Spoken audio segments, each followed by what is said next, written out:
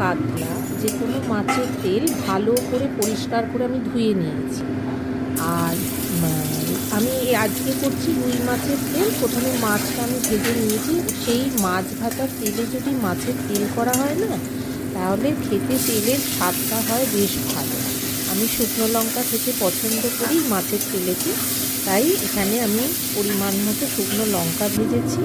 তারপর রসুনগুলো সাঁড়াশি দিয়ে আমি একটুখানি চিপে নিয়েছি।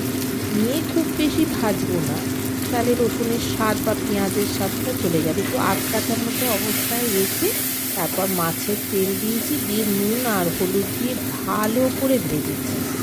মানে বেশ লাল লাল হয়ে যাবে কালারটা।